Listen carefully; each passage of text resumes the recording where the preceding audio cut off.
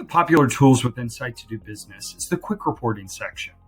While Business Analyst allows many different cases for analysis of various sorts, the quick report option really tones down the ability to get lost and provides a quick access reporting mechanism.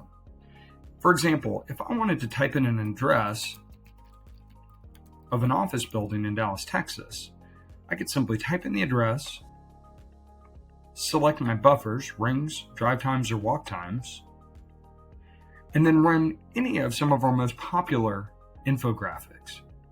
If I was interested in the community summary report, I could simply select run the infographic.